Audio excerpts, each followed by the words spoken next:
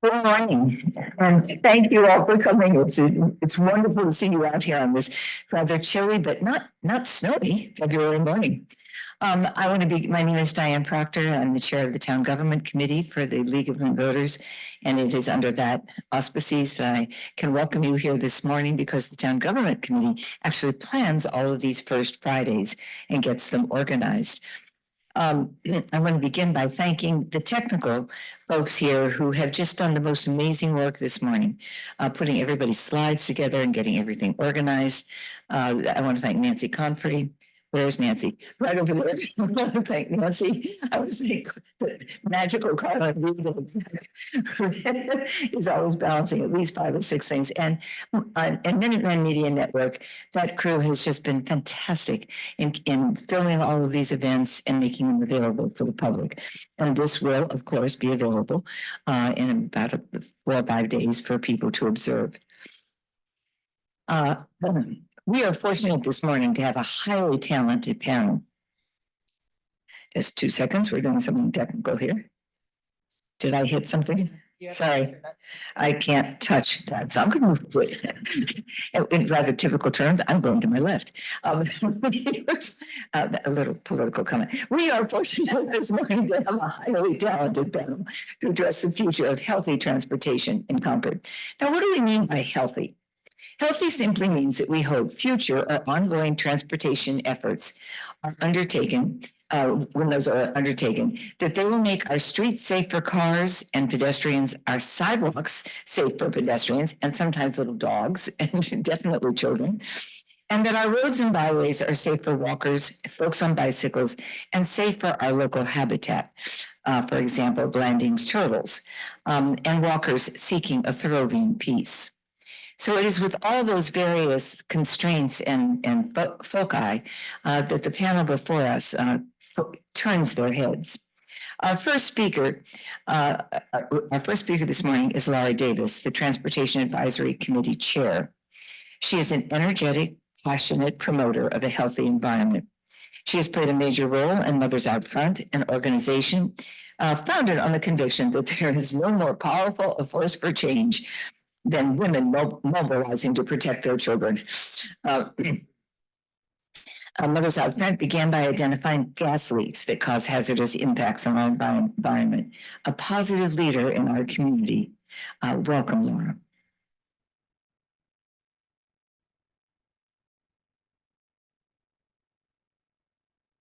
A slide presentation to pull up here.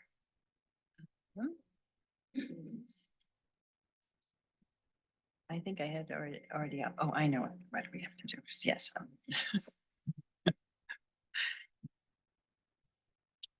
Just a moment here, people. It was already up a minute ago. Oh, okay. Okay. I think you can. Yeah. Okay, you go. All right. Sorry for the technical difficulties. I was yes, sorry for the technical difficulties. As a millennial, I did not send it in the correct format for this forum. So I am here to talk about transportation in Concord because I am my background is in community organizing. I'm going to tell a few stories and kind of get us grounded in some of this work. And so the first thing that I want to say is that I moved to Concord. We lived here since 2014. And when I first moved here, we lived in a little apartment off of Elm Street. And I worked in Concord Center and my husband worked in the city every single day. And so every day I got into my car, I drove 2 miles to the center of Concord. I parked my car in one of the free municipal parking lots. I worked for 8 hours. I got back in my car at the end of the day and I drove home. My husband got into his car every morning, drove to the Crosby's parking lot, parked his car in a free parking space all day, and then did the reverse commute at home. So we were two able-bodied people in our 20s, childless, we had plenty of time on our hands and a need for physical activity. And we drove every single day. Even though I was an environmentalist, I cared a lot about climate change. And so I've reflected on this a lot. Why did I do this? And, I think that it is because our car infrastructure here in Concord signals that driving is the norm. It is the default. That is who is welcome on our roads. And that's just because of the way that we've built our infrastructure over the last 50, 60 years. This was the major barrier to us driving, or for us not driving into Concord Center on a daily basis. Crossing this intersection, the sidewalks weren't great. We both owned bicycles. We both could ride bicycles. And yet it never occurred to us to do it. Now that I do ride a bicycle every day for transportation, I can tell you that it would take me less time during rush hour to bike from my old apartment to the job that I was working at, because I wouldn't have had to circle for parking. I wouldn't have gotten caught in traffic. And if it had felt safe and inviting for me to do so, I probably would have done it a whole lot sooner. So when I talk to people about transportation in Concord, and I tell them that I ride a bike for transportation every day with my 5-year-old, most people are like, wow, how do you feel safe on the roads? I'd love to do that, but I don't feel safe. And so we just surveyed folks in Concord about their transportation preferences, and most people said, I'd love to be doing something else if there were other options available to me. There are close to 18,000 people living in Concord, and how much traffic could we take off the roads? How many parking spaces could we free up if we just let people use another mode of transportation for some of those trips? Not all trips are appropriate for walking and cycling, but if we could just have a higher proportion of those trips being taken in more sustainable and healthful ways. So one thing that I love to see is this reverse transportation pyramid, making people who are walking and wheeling feel safe and comfortable, followed by cyclists, followed by people who are using public transit, having options for shared transportation in the form of micromobility, which Mimi's going to talk about, and then still having space that is safe and comfortable for drivers as well. It has to be a balanced approach to investing in the infrastructure of our future. So we often talk about this as taking a multimodal approach to transportation planning as opposed to a car-centric approach to transportation planning. And this is creating systems and networks that support the needs of all of our users, people who walk, people who use wheelchairs, people who use micromobility devices, bicycles, e-bikes, scooters, whatever we're using, as well as those who use transit and drive. And I always say that taking a new approach to planning for our transportation is an opportunity for us to live into our values. And as Diane said, I come at this from a climate perspective. My hidden agenda is that I would like to address the climate crisis.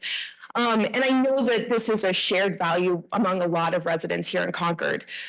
So my husband was like, if you're going to say anything, just remind them that it's 1/3 of emissions. It's 1/3 of emissions, no matter how you slice it. Transportation has huge impacts on our emissions. In Concord, it's about 1/3. In Massachusetts, it's 1/3. On the national level, it's 1/3. And about half of that is from private vehicle use. Light duty vehicles are typically personal vehicles. So when we talk about like the opportunities that we have for reducing emissions, transforming the way that we move around our community is huge. But I also want to be clear that although this is very important, I always say that transportation is the ultimate intersectional issue.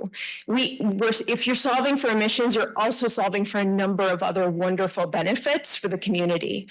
And I do want to say, I want to share another personal story here. I am a person who chooses not to drive a car for transportation, but my worldview is profoundly shaped by somebody who has not been able to drive a car for a while. My grandfather is 94 years old. He's a polio survivor. He's a quadriplegic. He uses a very fancy wheelchair. He does not live in Concord. He lives with my mom in my childhood home in New York. And he lives 2 blocks away from a public library. He lives less than half a mile from a village center that's very similar to West Concord, thriving businesses. They actually have an ADA accessible train station. He could get all the way into Manhattan if he needed to. And he lives less than a mile from a senior center. And he has never been to the senior center. He never goes to the library. He only goes into the village center when somebody can drive him for a haircut. And it is because there are no ADA accessible sidewalks or curb cuts in the entire neighborhood. The only way that he's gone into the center of town, which he's done a few times, is to roll down the middle of the street. And it is a very busy area. It's very similar to Concord in a lot of ways. And so when we talk about diversifying our transportation options, it is a way for everyone to be included in civic life, to have opportunities to education and healthcare. So I always talk about, when we solve for emissions, we're also solving for inclusivity and accessibility and diversity in the community. I found this picture, which I just adore. Public transportation is a very complementary way of delivering mobility, along with improving our sidewalk network and making it safer for people who are sharing the road. And it wasn't so long ago that Concord had a wonderful public transportation system. And I particularly love this quote. It's from Concord in the Days of Streetcars and Strawberries and Streetcars. And for me, it highlights the mobility that children used to have in our community when they felt safe walking and biking and riding public transit all around the community. We didn't have drop-off lines and high school traffic because parents felt safe and comfortable letting their children move around the community. So this is mobility for all. Giving people more choice is mobility for all. Traffic volumes and parking are always a huge concern. Also, permeable area, the amount that we're paving for our parking lots. When we take cars off the road and give people more choice, we reduce traffic volume, we make parking available for the people who actually need to drive for their errands.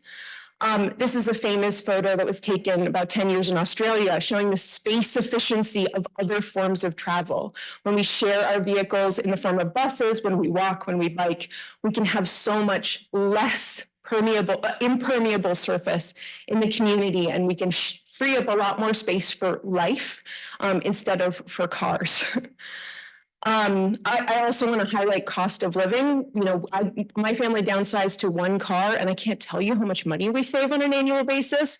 We should not mandate everyone drive an expensive vehicle in order to be a Concord resident. That's not an equitable approach to transportation. And just to address the electric Hummer in the room. EVs are part of the solution, but they're not the whole solution. So thinking about how do we transition to electric vehicles and make that infrastructure available to us, but also how do we reduce vehicle miles traveled in personal vehicles by making it safe and comfortable and pleasant for people to walk and ride bikes and take public transit. And then of course in the middle is where we electrify the public transit, and that's the best. So what is standing in our way? I know that my time is coming to an end soon, so I'm going to leave a lot of this for the other speakers. But inclusive infrastructure, I love this cartoon. I come back to it all the time. When our infrastructure looks like a tightrope, you're not going to see a lot of people using it. But when our sidewalks are broad and our shoulders have enough space for bikes to travel safely, and we have multi-mixed use paths that people feel comfortable and are accessible to people all year round, we're going to get more of this. And and there's real problems with not having inclusive infrastructure. In Massachusetts, 101 people were killed in 2022 on the roads, 101 pedestrians, and 65% of those were seniors. And we have an aging population in Concord. And so creating more opportunities for people to get around without a car and for people who are on the roads to be safer and feel safer is very important. I also want to highlight that 40% of crashes happen within 200 feet of a school. So protecting the areas around schools from vehicles is a huge piece of it. Speed comes up all the time as a concern from residents. People intuitively know that speeding cars are bad. But when you see it in the data, you're like, okay, well, 10 miles per hour actually makes a huge difference in terms of survivability of a crash. It also has a huge impact on the number of crashes that happen in the first place. So the things that we can do to bring down to put the safety of all users over the speed of vehicles and to design for that future is really important. Traffic calming, I'm sure Steve will talk about, so I'll just briefly say that traffic calming is a complementary and perhaps more important tool that we have instead of just setting a speed limit, which can be ignored. But when you design for a calm, slow speed of travel through our village centers, through the places where people want to be walking and biking, that makes it safer for everybody. An example of this is a project that we'll be getting next spring, which I'm really excited about, and I hope Steve will talk a bit more about. And I'll leave you with this. So inclusive infrastructure, we want to be bringing down the stress levels on our streets, and all the things that we can do to make that possible is super important. And I'll give you 2 examples. I would say that this is on the slightly higher stress level. This is biking on Sudbury Road. This is just something that I found on Google Maps. And I ride this every day, and I can say that you have to be kind of like towards the high stress tolerance level to bike on Sudbury Road today. Whereas this is a picture that I took on the Bruce Freeman Rail Trail. You know, people feel comfortable there, people are biking there, and that's a win. That's the win that we want. So we want more of this and less of the tightrope scenario. And then I will just say, you know, this is another example of one of those low stress scenarios. This is planned for Weston along Route 30. This is in the 25% design phase for them. So these are shifts that are happening throughout the region, and it's really exciting. So I always like to show this. It's not about eliminating car use. It's just about reversing the triangle, trying to get more people out of their cars when that is an appropriate and reasonable thing to do. And I'll just highlight a few resources here if you want to be a nerd like me and read lots of books about this. These are some of my favorites. I particularly recommend Strong Towns. I think it's very, very helpful. So with that, I will hand it back over to Diane.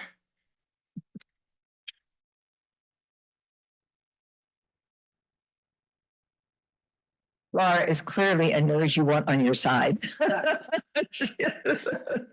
Laura, thank you so very much. I've teased her and said she really doesn't want me on a bicycle in the middle of town. And I also have visions in my mind of cars slowing down when Alan and I were, my husband and I were in Vienna. And this is not about being in any way fancy. It was our 50th wedding anniversary, and it was a time to celebrate his long suffering and enormous patience. But anyway, in Vienna, the bicycles were the most dangerous thing because they were flying by us, and you couldn't hear them. You know, so that even with acute and keen hearing, it was the most dangerous thing were the bicycles. So, you know, so how we balance all of these various concerns is actually not unimportant to consider. I also want to acknowledge somebody who's in the audience today, Terry Ackerman, who is in fact, the liaison to Laura's committee of the Transportation Advisory Committee. Speaking for that committee as well is Mark Galis, who sits on her committee. Mark is a principled, collaborative, wise force in our town. When not attending the town committee efforts, Mark is an engineer.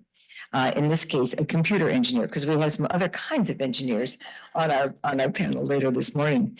With myriad patents, he serves as a principal engineer at Amphenol. Am I saying it properly? Amphenol. Oh, it's a P with an F. Amphenol CS. Ironically, his patents emphasize high-speed connectivity.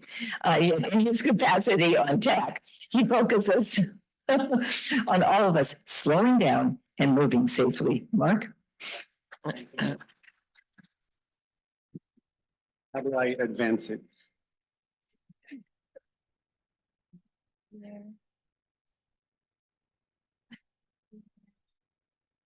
And Just down here. Okay, thank you. Hello, everyone. I think Laura gave a great overview of, a vision.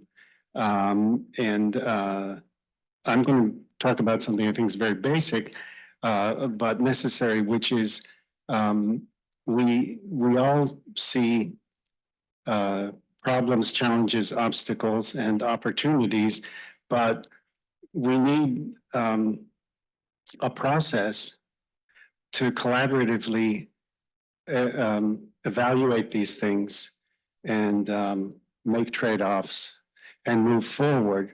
And I just, some of what I'm going to show very simply is easily available on the town website, but I think it's important to bear in mind what we have going on right now in terms of a system in the town for identifying needs and evaluating them and trying to move them to some kind of implementation.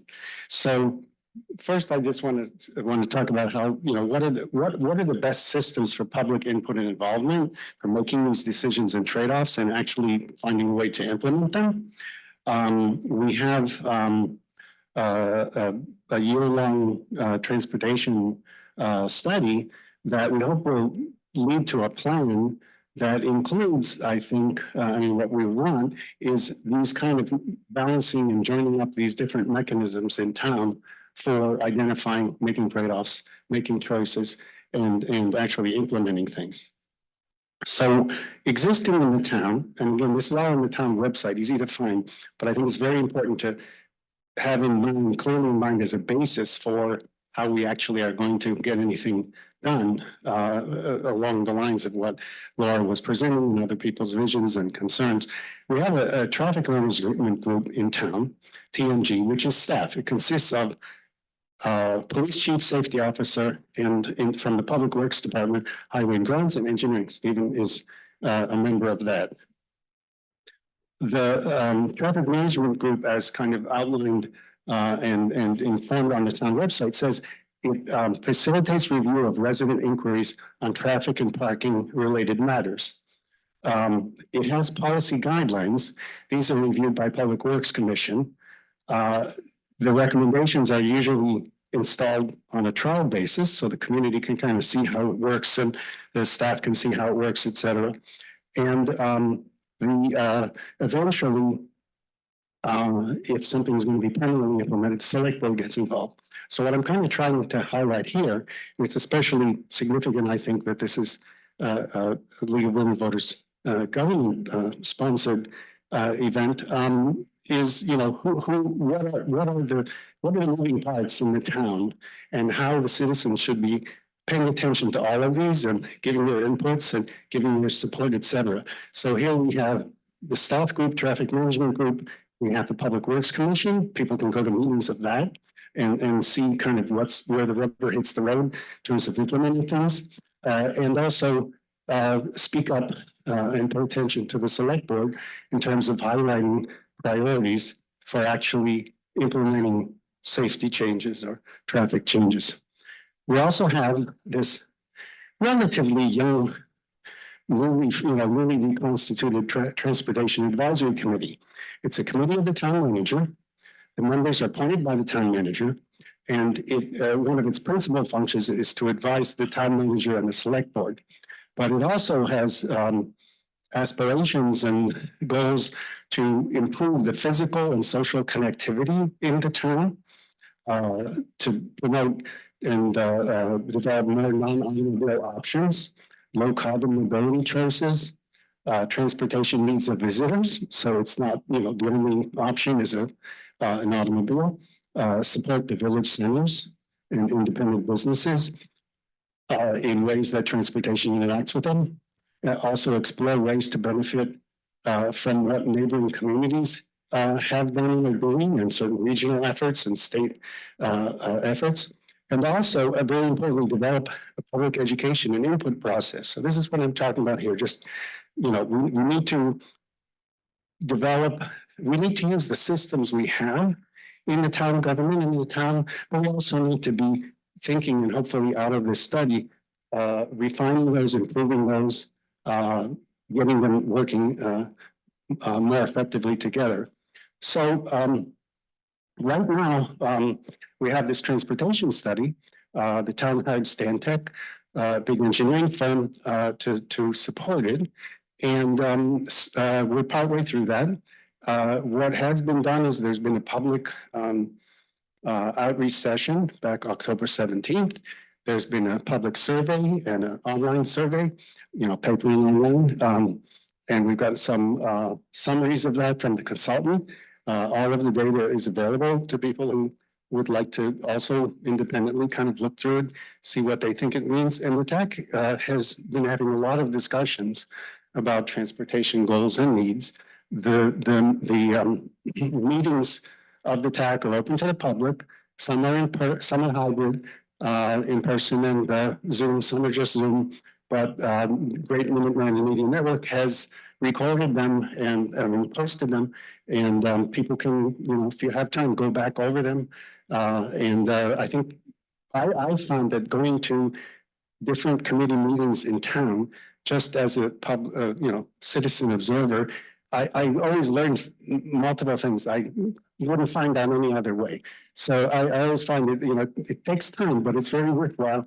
I encourage everybody to identify some committees at least that they would like to go to, because I think it's very sad when the only people present at a meeting are the members. I don't think that's the way we're really going to have effective committees. They need public input, support. I think that's super important. So just to kind of wind this up a little bit, based on some of the summary from Stantec and conversations that the TAC has had, hearing from different citizens that I've talked to, et cetera, some of the things that kind of bubble up to the top as important goals that are moving in the direction of something implementable and specific are, as I've got written down here, we need public transit in Concord. I think the benefits are, there are so many people who it doesn't even make sense to say, could you drive less, because they don't drive or they don't have a car. And it's really a shame that, I feel very badly about underserving that element of the public, plus everyone could benefit from it. And as Laura was saying, this is a great opportunity for younger, children and teenagers to interact socially in the real world, not just electronically, sit next to somebody on the bus. We need, again, bubbling up to the top, I think. This is sort of my take on it, but we've had discussions about a lot of this in the TAC, and some of this is pretty prominent in the study. Now, the survey, of course, and the outreach was sort of a self-selected group, so we can't claim that it's a scientific probability study that, had a polling firm work on it. But I think things that show up strongly give additional support. So we need to safely connect the two town centers. We do nothing else than that. I think that's a major step forward. Lots of people comment on how the Route 2 crossings are dangerous for all modes of transportation, even in cars. We've had fatalities, let alone, pedestrian and bicycle.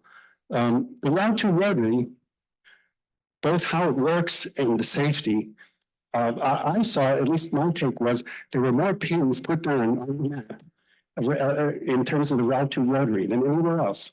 Now, this brings up another interesting system question about how we make progress. That, quote unquote, belongs to the state, to MassDOT, right? MassDOT is currently supposedly doing a massive study of that corridor, Route 2 corridor.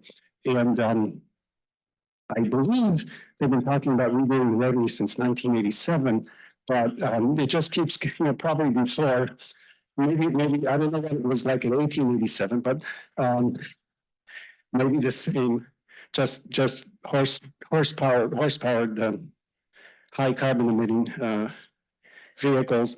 But one of the things in terms of this system of how do we actually make government work, if you will, for everybody, one of the big questions, I think, and maybe Stantec can help us, because they certainly have lots of contracts with MassDOT. How the hell do we give our inputs upfront to MassDOT, Massachusetts Department of Transportation? So it isn't just they delay, they do a secret study, they build plans, and then a month before it's going to be finalized, they say, here are 5 choices, rate them, but we like this one, we're gonna do that one. Okay, I really, does anybody here pay taxes in Massachusetts? Does anybody here vote in Massachusetts? Contribute to candidates? We shouldn't aim low, we have to aim high. Again, round two Rotary, you can sit back and say, oh, that's the state. But I don't like that approach. Cycling safety needs to be improved. That's a very common concern, and there's certainly a lot we can do about that. Pedestrian safety needs to be improved. I think in terms of the survey, I saw concentrations around certain intersections. So I think one of the places to start there is, very dangerous intersections. But, again, it's a question of prioritization and process. Something that there was support for in the survey, but I've talked to people and I personally also feel is very important. But I actually have heard a lot of input from individuals. More frequent and accessible MBTA commuter rail service provides many advantages to the town. And I know Tanya and I, one of the criteria for moving to Concord in 2007 compared to somewhere else was that it had a commuter train that we could get into Cambridge and into Boston without having to drive and worry about parking, et cetera. So I think that's super important. Another thing that I was talking to another member of the TAC, Nick Pappas, about, and it kind of bubbled to that. We need a brand new vision for parking, because parking interacts in all this, and parking takes a lot of space, and a lot of people are concerned about parking, but it's very complicated because, as Laura mentioned too, things interact with each other. So again, this is where I really encourage public to be involved. I really believe in democracy. I think the more voices, the more opinions, the more eyes that weigh in, the better the result's going to be. And eventually some of this will cost money. We're not even maintaining our existing roads, which are important for everybody. And if we're going to make improvements and maintain them, we need real consensus and public support. Thanks.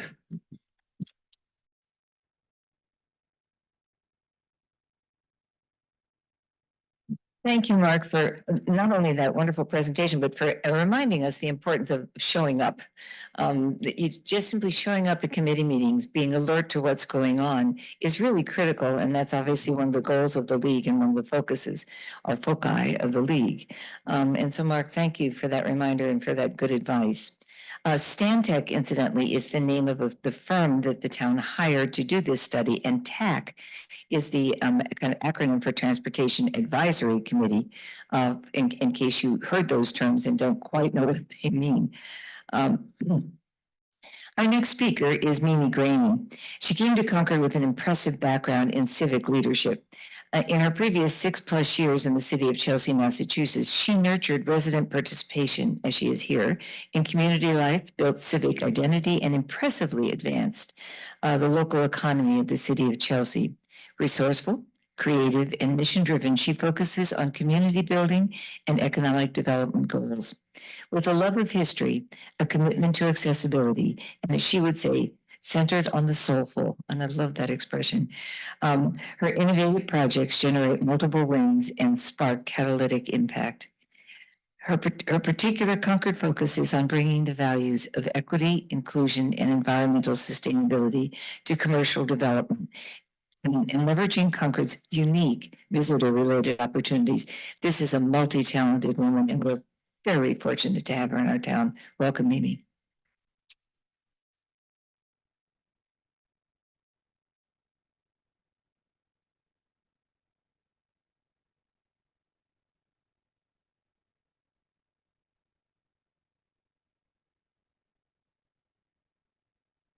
Morning, everybody.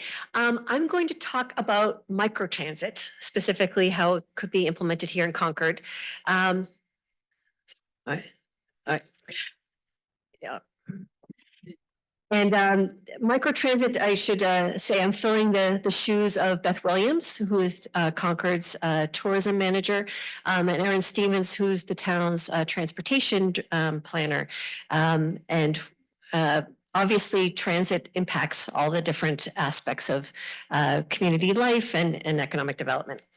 So to talk a little bit about what is microtransit, and I really loved Laura's sort of funnel, thinking about private vehicles at the bottom and walking and biking at the top. And microtransit is a way of kind of filling the gap somewhere between shared vehicles and regular kind of shared buses.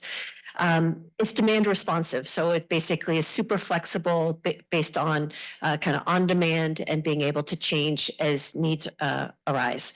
Microtransit has got short routes, so oftentimes it's called that last mile. So it's the kind of the glue between all those different modes of transportation. It's typically shared, but not always. And basically it developed in the era of the smartphone. So people use their phone apps, and the technology behind these apps enables it to be so responsive. And it's an alternative to kind of traditional buses that's got a fixed route, fixed schedule. It's able to adapt as it goes along. So in Concord, we're looking at some models that have been super successful elsewhere. We're specifically looking at the ones that have been well received in Plymouth, Salem, and Newton. And when we're looking at Salem in particular, because it's a kind of comparable community where they've got high level of tourism resources that can be concentrated, but also a little disparate. It's got residents that need to be served, and a sort of flexible over the year calendar of, as you can imagine, October is their peak, and then it changes during different times of the year. So what microtransit looks like on the ground is often electric vehicles because of the short routes. It really accommodates that well. It's curb to curb service. So unlike a bus or a commuter rail, it brings you right to wherever you're going. It's on demand. So you take out your app, so it doesn't have a fixed route. It's ready when you are. You can schedule it ahead, but it's really meant to be, I'm ready to go. We're envisioning for Concord it being 7 days a week, roughly about 12 hours a day. And especially as this becomes more, get ramped up and get people used to using it. And because we wanted to make it as accessible as possible, they are reduced fares, so it's not a direct cost. So Beth and I, and working with some consultants, submitted a grant to Mass DOT as part of their Regional Transit Innovation Grant Program. We requested 1.3 million for a 2-year pilot that's comparable to other communities. We should know later this spring, and our goal is for it to be implemented this fall. So a super fast turnaround, because we're really wanting to leverage the opportunity of 2050. So we're looking at our service zone being all of Concord, and we're kind of Concord extra, because we're trying to connect with other major nodes of transit. So we're looking at the Trader Joe's area in Acton, and that's specifically because there's a whole bunch of shopping there that Concordians rely upon, and it also links us with the microtransit that exists in Acton. So we can basically connect those two networks, and there's also the Bruce Freeman Rail Trail connects over there. And then we're also looking at going as far as Devon's and to the Minuteman Visitor Center to be able to connect with visitors that are there and along the Minuteman Bike Trail. So as I mentioned with the microtransit, you'd use your smartphone app. You'd call same way you'd call for an Uber, and it would tell you could follow the little vehicle as it's coming your way. And we'll be measuring to make sure that there's pretty quick response times, but recognizing self-service isn't so great in Concord. Not everybody has a cell phone. Not everybody feels comfortable that way. You can still just call up the call center and somebody will be there that can answer your phone. And some of the companies that we're looking at would even we'll have a phone available at the visitor center and one at West Concord. And we'll look at maybe one at the Minuteman so that you can call. There'll be a phone there that you can access. This is all crossing our fingers that we'll get this grant. So the question is, who can ride? And the idea is this is for everybody. So to say this is going to be different than the Concord trolley that had been existed a while back, that had a fixed route. It was really geared very much towards the tourists. There was a time between when you could pick up and drop off. And it was ADA accessible. We're looking at sort of some of the best things about that, about leaning into travel and tourism and ADA accessibility, but we're hoping with this new model that it'll have a higher level of ridership. So we're looking at this being able to meet some of the needs for seniors and the disabled. Unlike the COA vans that are Monday to Friday, sort of shorter hours, this would be 7 days a week. Folks that rely on the ride probably know that it can be a challenging service to access. So we'll make sure that always one of the vehicles are wheelchair accessible. I love that Laura brought up about how young people without cars basically are relying on friends, family to get them around. These services have proved really family friendly, and a lot of kids use them. And we're looking at, we've got a number of schools here in Concord that they could really rely on this. And there's a lot of people that just don't drive. Either they gave up their car, they're not able to drive as well. We really see this serving a lot of different people. One of the challenges Concord has for the businesses is it's hard to attract workers, especially folks that are relying on the commuter rail. We're looking at that working for folks, and folks who are commuters leveraging using those MBTA stations that maybe folks aren't using the train, and they could do the last mile that way. And again, we're really looking at leaning into the visitors. Concord has got so many great resources here, and especially if you're not familiar with the area, people might not feel comfortable walking because they're not quite sure where they're going, or it's still too far that they want to get there. And we want them to really stay longer in Concord, because if we make it easier to get to all those places. And the reason why this is super important and why we're really hoping to make the case to the state why they should help invest in this transportation for Concord is what a major economic impact this has for the town. Just travel and tourism in Concord is over $72 million a year. And the multiplier effect, thinking about all the other things that people are doing, comes to $115 million a year, which sometimes these numbers just always kind of fathom me. And that's why we get consultants that kind of know this, that they're saying for sure. And then we looked, even if you talk to some of the businesses in Concord Center, for example, when residents head off for the summer, they are so relying on those tourist dollars through the summer. And it actually, of the sort of traveler oriented commodities like restaurants, hotels, transportation, 1/3 of that whole kind of sector that's related to them, 1/3 of all those sales are based on tourism here in town. So if we were to lose our tourists, it would have a major impact on our local businesses. We're also looking at the environmental impact. Basically going back to the limiting cars, making it easier to get around. Our goals for this grant are basically to at the start to have 100 riders a day, and to be able to ramp up sort of peak season at 300, which we think could be achievable by all these different sectors. That's going to be different than the trolley. And it's kind of comparable to what they're seeing in some of the other communities where they've piloted this. And we're going to, again, crossing our fingers if we get the grant, to sort of look at these metrics and be able to kind of respond as we go along. Unlike the trolley where it was like one vehicle that had its fixed route, this one will be able to adapt. And so during Patriots Day, we'll be able to get a lot more vehicles and then take other ones offline. So again, we should be knowing later this year.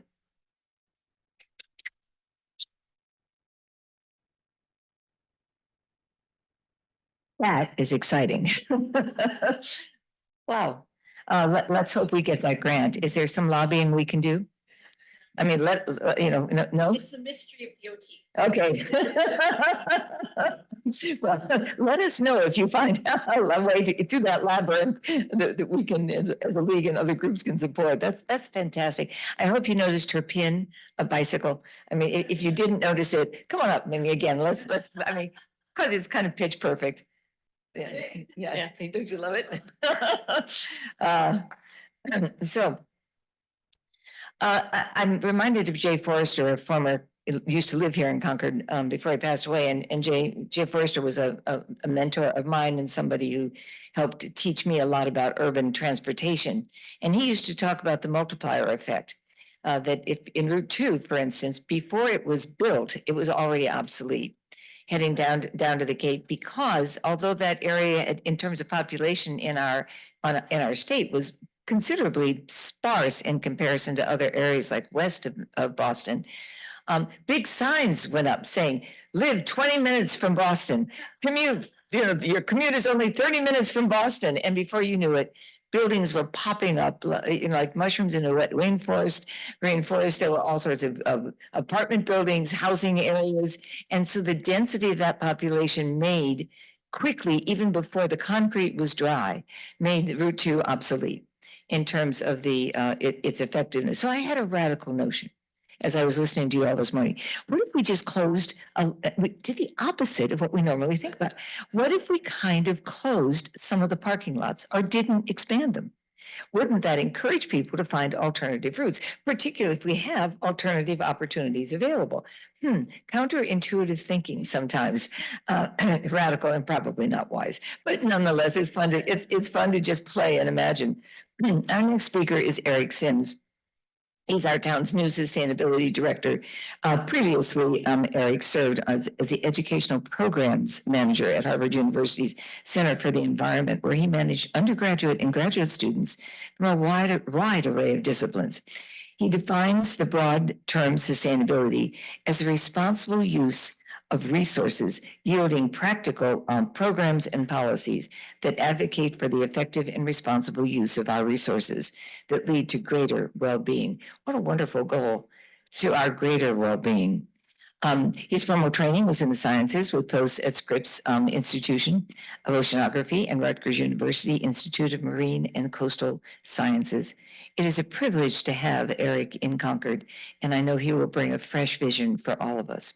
Eric?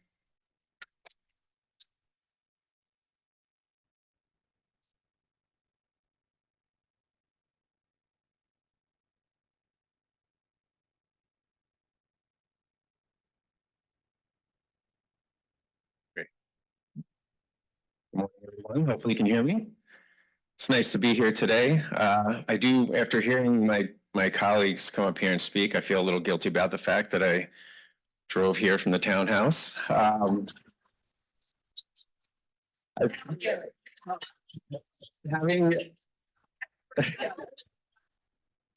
Having said that, I did drive here in an EV that is charged with 99% carbon-free electricity.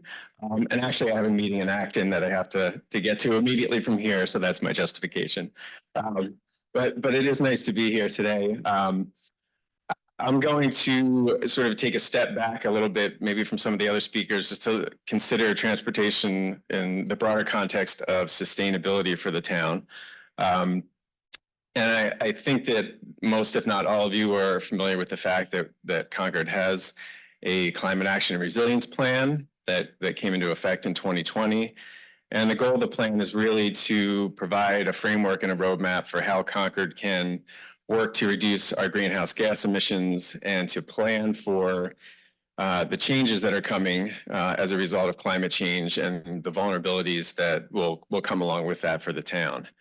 Our long-term goal is to reduce our greenhouse gas emissions 80% by 2050, which is pretty ambitious, but we're doing what we can to put ourselves on the right path and trajectory to get there for that.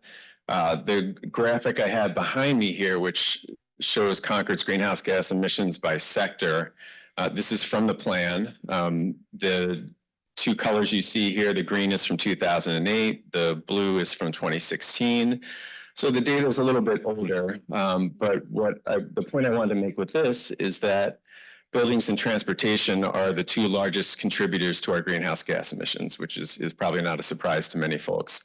The other thing I wanted to point out, which is indicated by the arrow, is that if you look at the 2008 data and the 2016 data, there was actually an increase in greenhouse gas emissions when it comes to transportation compared to a reduction for buildings. Whether that trend has continued since 2016, we're hopeful that it's moving away from that. What we're doing right now is working on updating our greenhouse gas inventory for the town, which will help to inform us about what's happened since that 2016 data. And hopefully with transportation, we'll be moving in a different direction than we were at that point.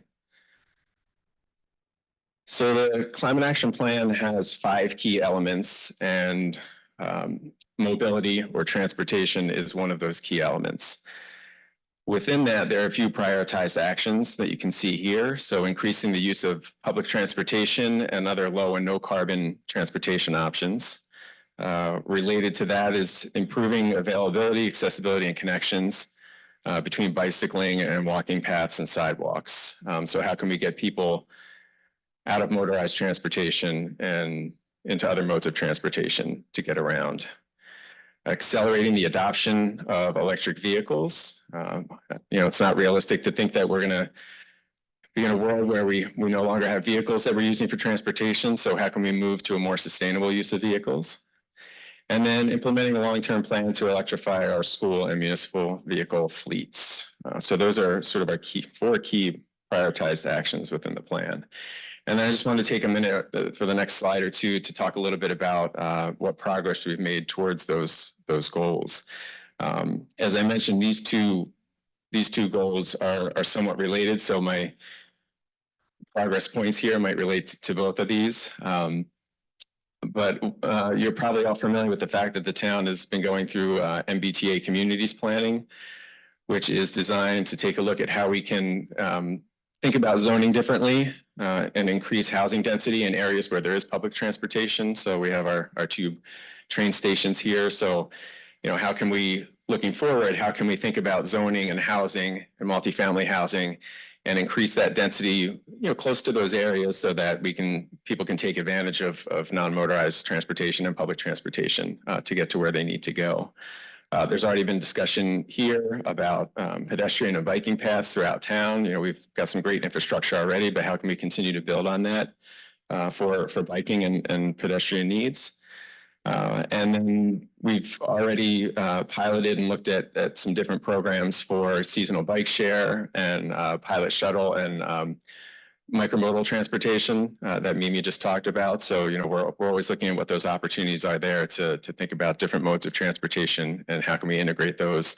Obviously there's a sustainability element to that, but as Mimi as the economic vitality manager, she's thinking about that, as she mentioned, in the context of, what does that mean for, the town's economic health and well-being.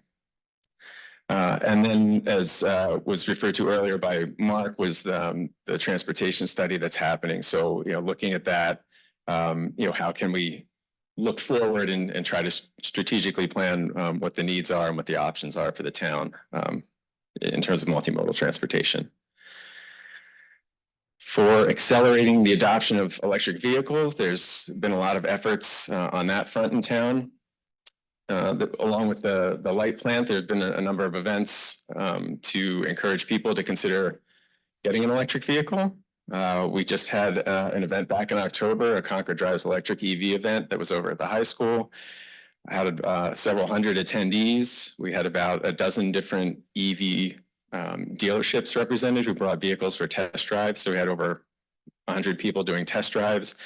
We also had a showcase as a part of that where residents could bring their EVs and have them parked there and talk to people who were interested to, kind of see all those.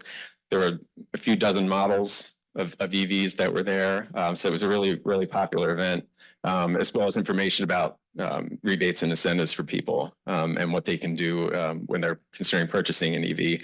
The municipal light plant has incentives for EV charging in terms of rates and making that attractive to people for charging their cars. And then there's currently a lot of rebates and incentives available federally and through the state for people who are purchasing EVs to help offset the cost of those. We currently have 9 EV charging stations in town, public charging stations. That should probably say public maybe instead of municipal. And we just got our first level 3 charging stations over at Rideout Park. So the level 2 charging stations that were there are now level 3 rapid charging stations, which is exciting. It's taken a little while to get that into place, but we're happy to see those online now. And then looking forward to what our needs are for the future for charging. For a long-term plan for electrifying our school and municipal fleets. Concord was the first town in the state to have a municipal EV first policy, which says that whenever the town is going to purchase a vehicle, they should be considering purchasing an electric vehicle first, if that can meet the needs for the use of that particular vehicle. If not a fully electric vehicle, then a hybrid vehicle, and if not a hybrid vehicle, then the most efficient fuel vehicle that we can have. That policy has been adopted by a lot of other towns around the state. It's showcased by the Department of Energy Resources, and so more and more towns have begun to adopt that. The town did a fleet electrification study about a year and a half ago, looking at how we can work towards electrifying our municipal fleet of vehicles along with that EV first policy. And included in that is consideration of what we need to do for charging infrastructure. If we're electrifying our fleet, we need to be able to have the charging infrastructure to do that. We currently have 3 electric school buses. This has been a topic of a lot of interest in town over the years and continues to be. We're excited that we have 3 electric school buses. We're certainly hoping we get more. We're looking for opportunities to pursue that. There's some challenges associated with that, including cost, but we continue to work with the schools and in terms of looking forward and trying to do some planning to expand the fleet of electric school buses. And then I just want to mention that this summer, through the sustainability division, we're going to have a summer sustainability fellow from the University of New Hampshire.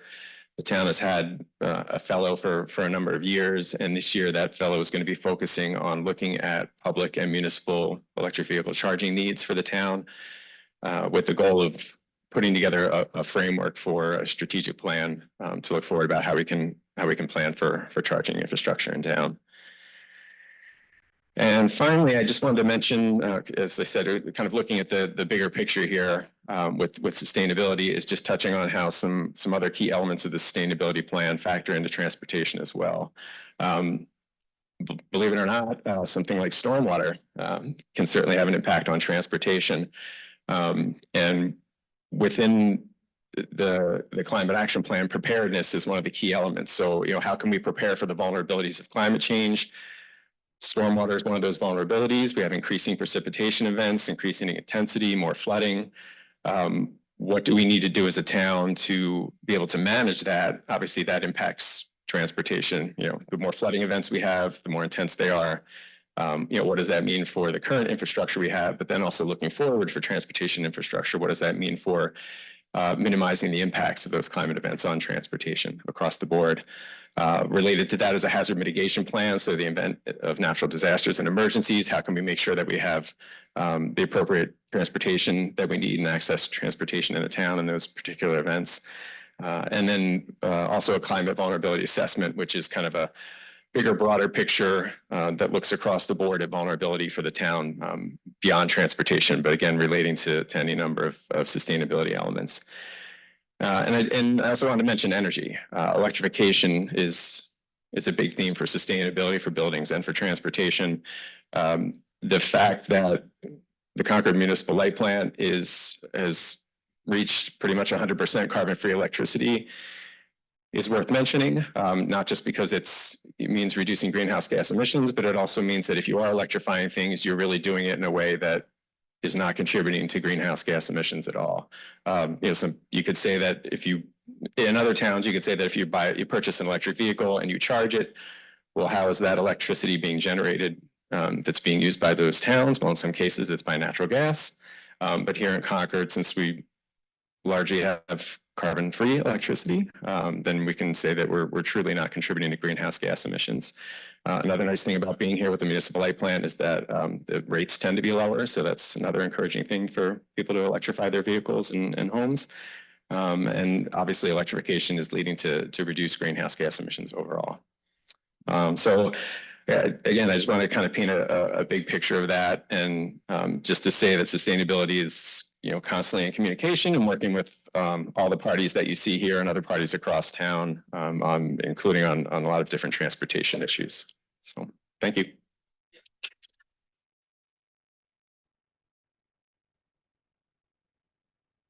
We can really see our town in action, can we not? In just amazing ways this morning. I love the titles: economic vitality and sustainability. What vibrant and positive language to describe what our town is doing. Thank you both so much. Steve Dukran is at present wearing many hats. He's the chief engineer. Now, this is not like Mark, a computer engineer, but this is the kind of engineer that many of us think about when we say the word engineer of our Public Works Department. Steve has most recently been overseeing the traffic transportation management team, which focuses on the managing of traffic and transportation challenges and opportunities in Concord. I have known Steve as a responsible, thoughtful soul who, when for example, the umbrella parking lot was being constructed and our neighborhood was concerned about the loss of trees, worked thoughtfully, transparently, and patiently to assure their preservation and to calm our anxieties. He's a really fine man, and we welcome Steve.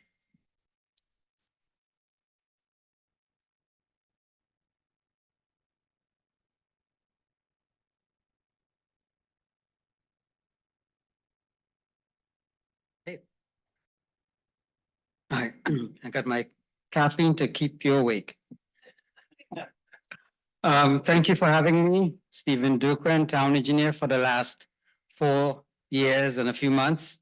When I drove to town in 2019, I was unhappy with what I was seeing. What I call roundabouts don't really work as roundabouts.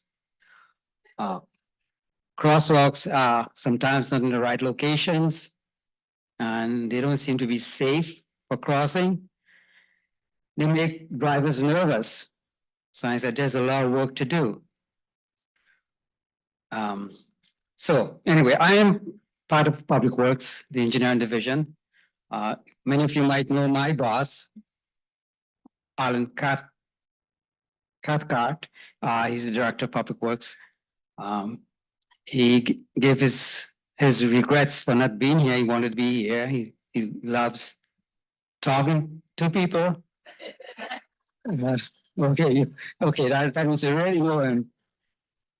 But he did instruct me to take some opportunity to teach, teach the audience. Then I responded, I said, am I going to have the summer off? So you got it, okay. Now, my wife tells me all the time that I'll never make it as a stand-up. But so in 1991, I was hired as a construction engineer for the Big Dig.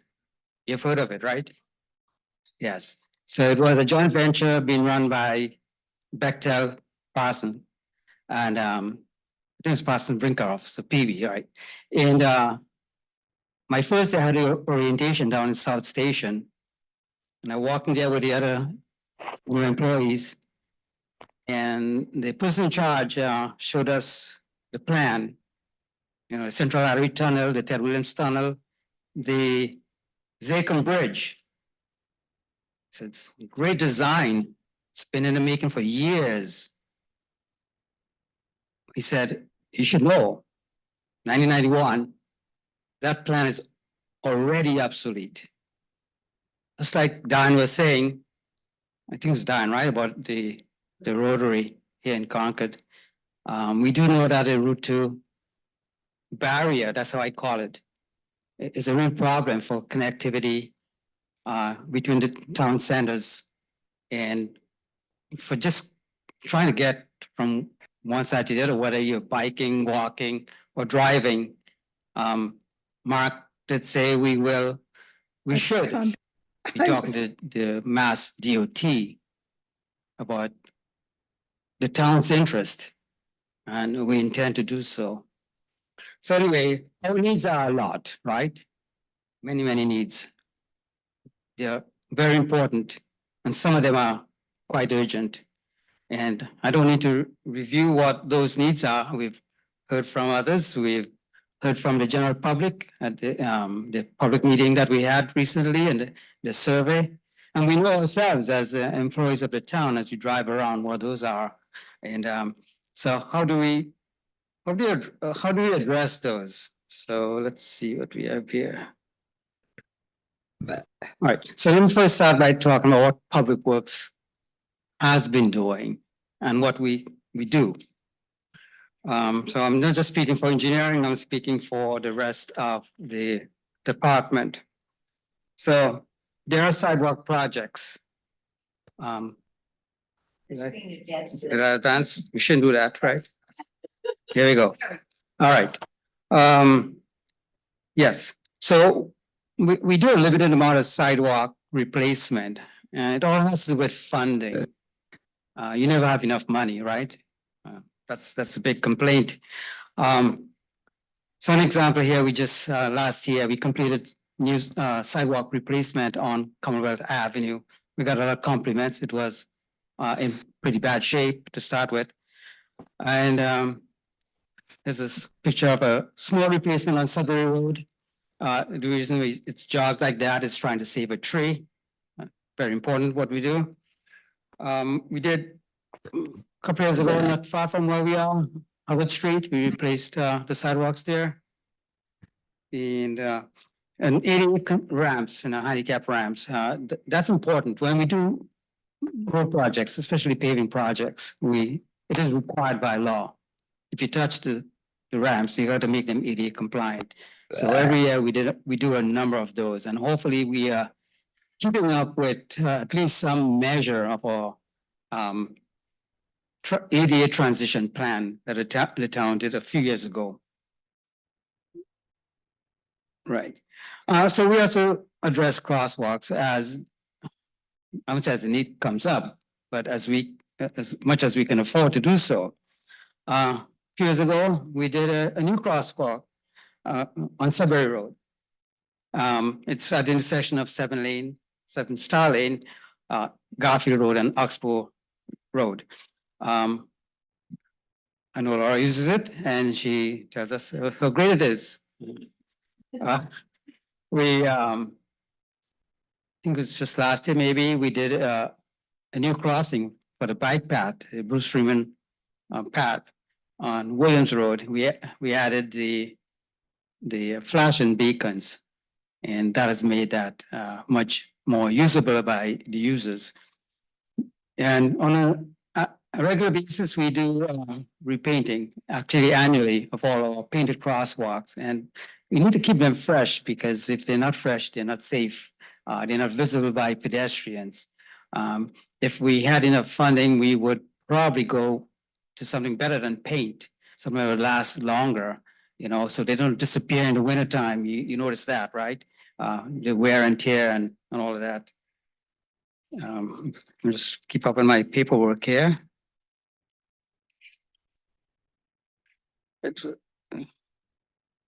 And I think it was Laura who pointed out. It's sloppy here.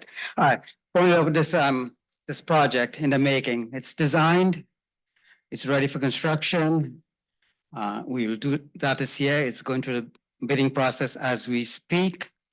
The intersection of Main Street, Wallen Street is an important one. It has had some pedestrian accidents and it was selected as a high priority. And so the design includes bump outs, and you can see them in the orange up there. And the bump outs serve to slow vehicles. They also shorten the crosswalks so the pedestrian, can get across more quickly. And they also, like when the pedestrian comes out to the edge of the bump out, now they're more visible to the vehicles. Because if you have a crosswalk and you have parked vehicles near the crosswalk, the pedestrian is not going to step out until they know that they can be seen by a vehicle. So it's an important measure when you're designing traffic calming. And so we need to do more of those. And we have done some on Commonwealth Ave. We have shortened the crosswalks, but we've also put the bump out so that these pedestrians can be seen better. And we did a couple of those also on Hubbard Street. What else do we do for traffic calming? Let me just, if I go on, that particular project, the crosswalks will be textured, it will be kind of a colored texture. And so that will make them give them a better accent so they're more visible to oncoming vehicles. And we also going to seek the opportunity to realign the lanes a bit. Because if you drive there now, you might notice suddenly you're jumping from one side to another side, and it's a little bit precarious there, especially with the number of people trying to use the area, pedestrians, bicycles, and so on. And throwing a couple of trees there, Eric. Yes, we'll get those. All right. And one more thing I want to mention, we do also, when we pave streets and we can restripe the streets, if the street's wide, and we can eke out some shoulders, multi-purpose shoulders, we'll do so. We did that on a couple of streets already, and they've been, we've gotten some, welcome news from users about that. So I want to talk about pavement management. It's an important part of what Public Works does on an annual basis. We need to keep up with managing the pavement, not just for vehicle use. When roads are bad, drivers complain, the damage to their vehicles and so on. But pedestrians too, there are many neighborhood roads that don't have sidewalks, and really they don't need sidewalks. If you live in a kind of a rural setting, you don't need sidewalks because your kid, your dog, you can't fit on the sidewalk. So use the street. It's great, right? Hardly any vehicles. If the pavement condition is bad, that will limit your activities. So we need to keep up with that. And biking as well. You don't want to bike on a poorly surfaced road. So we have 108 miles of roads, public roads in the town. And the pavement condition index has measured from 0 to 100, 100 being the best. 0, it's gone, it's dirt. Our average is 66 out of 100, and that's the lower side of being fair.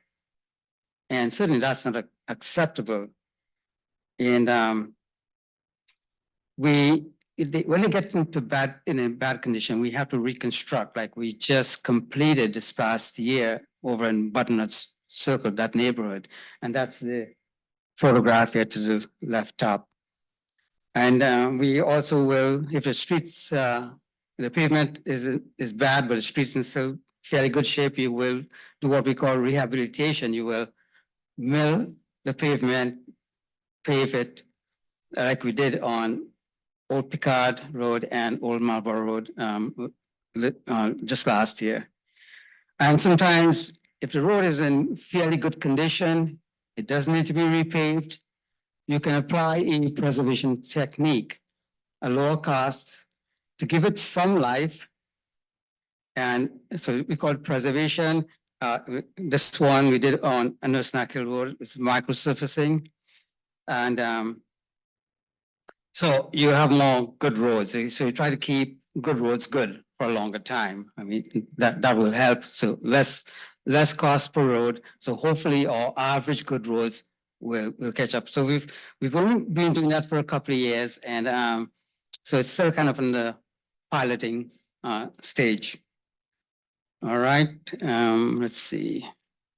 Just a quick mention on some roadside safety. We do this on an annual basis if funding is available. We have a lot of deteriorated guardrail, and so we have to take care of those. One project I wanted to make mention of is the Main Street, Baker Ave, Cottage Street intersection. So the photograph to the left shows you how it is today. If you drive there, you would see a lot of problems, some alignment problems, some wide swings near I think it's the TD Bank, crosswalks. The crosswalk across Baker Ave is pretty long. And so anyway, the signals are obsolete. didn't work well. So this is under design. Our intention is to start construction this year if we have the funding. So we want to line some of the lanes better. If you go from Cottage to Baker, you're not going to swing out and then swing in. So that to some extent will be accomplished. Shortening the crosswalks, replacing the signal system, adding what we call vehicle detection. There's none today. So when there's the main line is running and you get the green time, but a vehicle shows up on the side road, it's got to wait for a whole cycle. That vehicle will be detected and get access more quickly than it is today. We can get some shoulders in there, probably not your full width bike shoulders, but some shoulders that people can use. And then you look at the design over to the right side, that intersection with Crest and Old Bridge. Today it's like no man's land, right?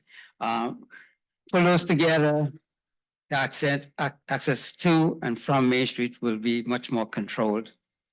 So making progress there, hopefully. And there's all these problems that we talked about in our transportation system. And Public Works has been trying to address them in the few projects that I pointed out. But it remains a problem. And it's always, what do you have to spend on these projects? For instance, what I'm showing here is our request for capital money for infrastructure, for the health. We're talking about healthy transportation, right? For the health of our infrastructure. It shows a request for 2025 fiscal year, $8.6 million. Now, this is draft, so don't run with it, but so far, the recommendations being made for approval is a little less than half of that, right? I'm asking for $4 million for pavement management. Recommendation, just over 2 million. So it leaves you in a predicament. How do you spend $2 million and achieve the same goal that I'm telling everybody that I want to, right? It's actually harder, right? Because whose street I'm going to pick first? Yeah, so that's a real challenge for us. And we understand, there's the town's revenue is finite, and there's all these competing interests, important ones, other departments, other needs, but something has to be done. Okay, so I am being told my 12 minutes will be up shortly, so let's move down here. Quickly, reason why we do this cost, look at this inflation chart. The green is of interest to us. Just prior to the Great Recession, there was a huge increase in construction inflation, and that kept up even during the recession and up to the pandemic. It increased again. Increasing costs, same budget. What do you do with that? Just looking at the chart on the left here, for pavement management, if you continue to spend $2 million a year, that's the green line of pavement condition index drops down. I didn't mention, you don't like to compare, but Lexington is at 90. And so if we spend $3 million a year, we'll keep it at 66. If we spend $4 million, we'll get it up to 76 in 5 years and so on. Eric talked about stormwater problems. Look at these photographs. This is quite recent. It's Elsinore on the left, the picture. I apologize for this one flip, but maybe that's how it should be. And that's Minot. We're trying to drain the street, I suppose. let me go back up there. It is also me making a shameless pitch for a small enterprise that's on a town article that's going in the spring. So please support it. And that's the end of my presentation, but we always take this opportunity to do some public outreach for our MS4 program. We get credit when we ask people to make sure that we limit the amount of pollution that goes into our rivers and streams and ponds. So in this case, it's about pet waste, handling your pet waste properly, picking it up, bagging it, disposing of it correctly. And we send out these flyers with the water bills.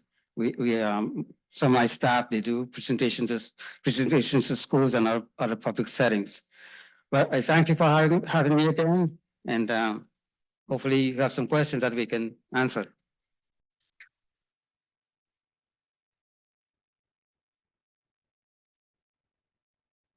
So when you give a person and they have 2 legs and 2 arms and you take away 2 arms and 1 leg and you limp along, I mean, that's exactly what Steve is trying to manage right now.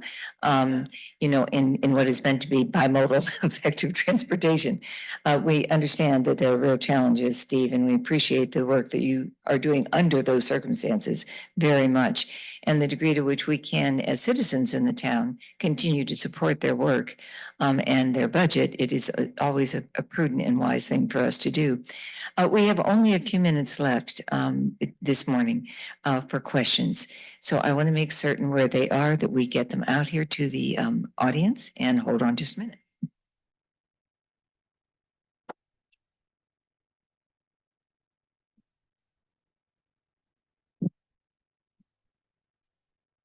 Diane.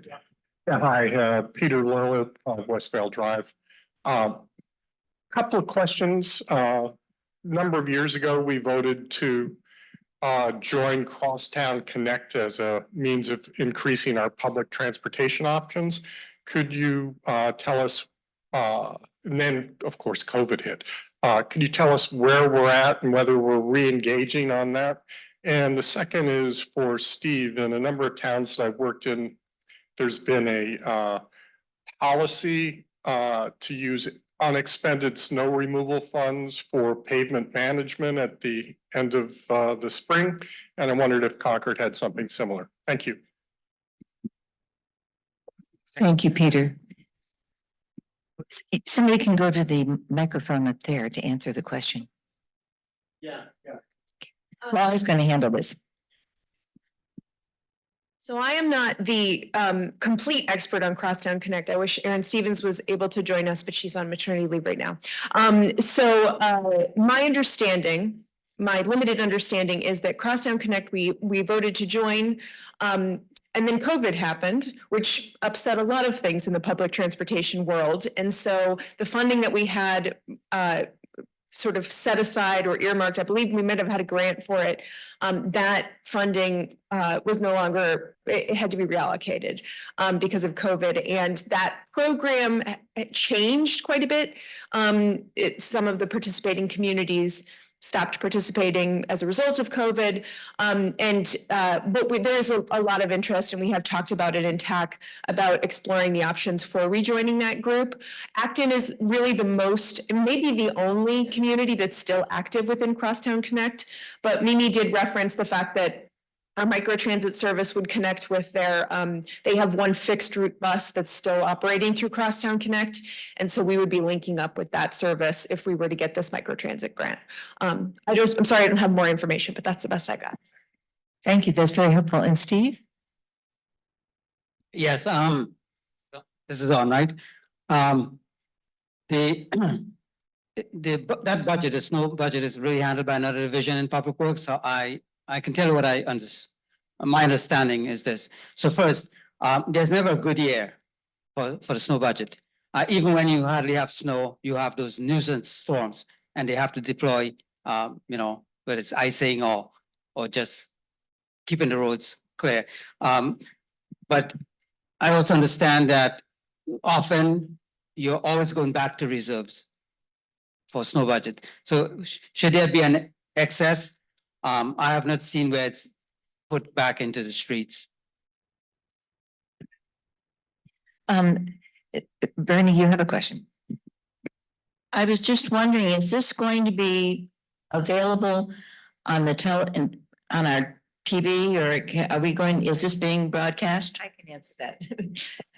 Thank you for that good question. Yes, our extraordinary Minuteman Media Network is filming all of this. So it will be available for everyone to view, including the charts and other things that maybe get a quick glance, but you can go back and pause it and really look at them carefully. You have a question online? We have a question online before we get to The question is, how and with whom or what department can citizens with ideas, questions, concerns communicate on transportation? This is a good question because there are several different committees that are working on transportation.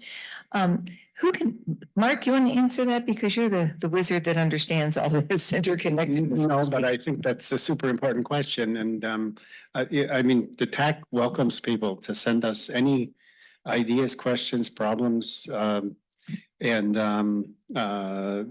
you can come to TAC meetings, make public comments. You can email us, reach out to the TAC, reach out to individual members. If there's a specific immediate safety concern at a particular location in town, contact the traffic management group would be also very important. I don't know, Stephen, would they contact engineering or public works or? Sorry. We get requests through the police department, through engineering, through public works, through planning. So any of these departments will bring it to the right person to handle. Okay, so yeah, contact public works. And as far as the TAC too, you don't have to like formally communicate with the committee at a meeting or make a public comment, though. You can reach out to any individual member of the TAC and we'll bring it in. I mean, that's our mission, I think, is partly just to connect all the public needs and inputs. Thanks. Okay, and we have two last questions. Ellen? I have two questions. One, Steve, I disagree with your wife. You have a future in stand-up. And second, Eric, you talked about connection between cycling and walking paths and sidewalks. And I wanted to know this, I don't know who should address this, but how do you enable trade-off discussions in terms of the conflict of speed in multi-use paths? So for example, in roads, cars versus bikes, but on bike paths, bikes versus pedestrians. I would love to take this one. Okay. I am the self-appointed ambassador of the e-bike community. So I think that we have so much work to do within our town to build a culture of mutual respect between all users. Everybody can be rude and reckless. It doesn't matter whether they're walking or riding a scooter or riding a bicycle or riding an e-bike and or driving a car or a truck. And I think that, you know, responsibility correlates with your ability to hurt somebody else on the road. So obviously, the F-150 driver has to be the most responsible and the walker is the least responsible. And trying to figure out ways to make sure that all road users are safe, it has to be the top priority. I do want to remind folks that vulnerable road users are people who are outside of vehicles. And it's important to remember that a cyclist can be killed just as easily as a walker by a car. And so separating out lethal accident with unpleasant interactions. I do think we need to keep that in mind, that we're trying to protect people from being killed on the road. That being said, building a culture where folks are being respectful of each other on our paths, where they're signaling, where they're staying right, where they have their dogs under control. It's everybody has to work together to share those spaces. And one of the things, I'm somebody who rides on the Bruce Freeman every day with my electric cargo bike with my son in it, and I ride about 12 miles an hour. I feel like that's a safe speed, and I slow down when I'm passing somebody. And I think there's a lot of that culture that we haven't built yet as a community. And so any opportunity that we can to have positive conversations with each other and see each other's shared humanity, there's a lot of like oh, I hate dog walkers and I hate cyclists and God, but like everybody has a right to get home safely. And so the more that we can recognize each other's shared humanity, whether you're behind a windscreen or you're on a bicycle or you're walking, is so important. So I would love to work with folks to build that culture of shared respect on the roads. That is brilliant, Laura. Thank you. That's just incredible. And the last question goes to Alan. I have two questions, if that's all right. One, for Eric, you mentioned electrifying 3 school buses. Seems to me the town has a large fleet of vehicles, DPW, police, fire. I wonder if there's any plan to move those toward electric vehicles. And the second question is not really a question, it's more a statement, I suppose. But I guess I'm a little bit concerned about what I've heard from a couple of the speakers about DOT is kind of a shadowy agency. And I wonder who in the town actually has productive connected conversations with, if anyone, with Department of Transportation? And is there a way that citizen input could be involved, or is it just going to remain a shadowy organization? Do you have an answer? Oh, wait, do you have an answer? So, Do you have an answer? Get it, I have.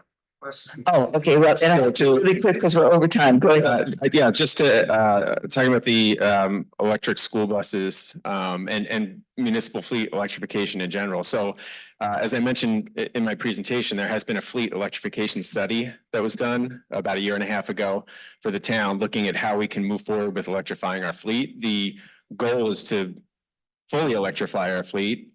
The implementation of that is going to take a while. As vehicles turn over and as we get new vehicles, we always try to electrify those vehicles if possible. It's a little more challenging with, so you mentioned public works, and it's a little more challenging there when you get into the medium duty and heavy duty vehicles. The technology is still catching up there. So for example, the light plant recently got a bucket truck that's a hybrid, which is a great step towards having an electric vehicle, but at the moment, there really aren't very many options for a fully electrified bucket truck that can meet the needs of a utility role like that.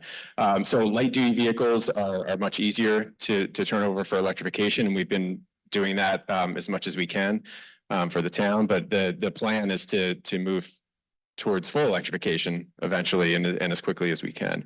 I'd be happy to talk more offline about electric school buses. They have a whole nother sort of set of challenges to them. But I think the schools are supportive of moving in that direction, and the town is supportive of moving in that direction. And there's some hurdles, but I think we're all trying to get to the same place. So, and yeah, your second question. DOT. DOT, I just want to mention one thing quickly about that. Yesterday, Mass DOT had a information session for town staff on the Route 2 corridor study. So they gave us some background information on that and sort of a status report of where that study is. I don't remember the exact date offhand. It's in maybe another 2 weeks, mid-February, there'll be a public meeting where anybody can hear the updates of what's going on with that study. In particular, they were talking to us about a section of the corridor that involves Concord, because they're looking all the way out, further west than Concord. That on the news and notices, I think a lot of people want to know. Yeah, definitely put that on news. Yeah, we'll make sure that the word gets out about that for the public, that they can do that. So there are some communications. I can't claim that I know how good the communications are between town and DOT on any given project, but I think we're always interested in hearing from them about what's happening with projects that affect us. So I hope I didn't say that I thought it was a shadowy organization, but but it is but it's a big state agency, and I do think that some bureaucracies tend not to be to operate in shadow, and it's up to the public to really through the through the state reps to close the loop on the responsibility. I feel that Concord provides us a service to the state by hosting Route 2, and it has local impact. I also think there's a lot of experience, expertise, and wisdom in the town that would benefit that MassDOT could benefit from in terms of how things actually work. You know, if somebody says your neighborhood needs X, and they don't ask anybody in the neighborhood and just bring in the bulldozers, I mean, is that the way, you know, the optimum way to do things? One thing that I've heard from multiple sources is MassDOT is saying, oh, you know, part of the solution is to widen Route 2. And I'm thinking, boy, from environmental, sustainable, reduction of single-use vehicles, you know, I'd much rather they said, we're going to put commuter rail right down the middle of the damn thing. Okay, I mean, this is insane. Route 128 ought to have a commuter rail connecting down the middle. In fact, they could even close off the left lane with Jersey barriers, and they could have a bus that at certain crossings would have elevators. So, you know, we gotta think about the future, because otherwise the future is going to eat us up. These are just such exquisite final comments. I'm very sorry not to be able to take additional questions right now, but we've overrun our time here in the library, and it's going to close, as we heard in that public service announcement. I want to encourage, well, first of all, thank the panel. Yeah, fantastic. And Mimi had to leave because she had another commitment. I want to encourage everybody to join the league and support the league in these kind of endeavors. And also to be sure that that you come to an extraordinary movie, Dark Waters, which we're showing at the Umbrella on February 12th. That's a Monday at 7 p.m. And it stars Mark Ruffalo and Anne Hathaway. And it is a true story about the worst cases of environmental contamination in modern history. Join us to learn more about the devastating effects of PFAS, which are known as forever chemicals. Please join us at the Dark Waters showing. I'll repeat it again, at the Umbrella, February 12th from 7 to 9. We'll have popcorn. We look forward to seeing you there. Thank you very much.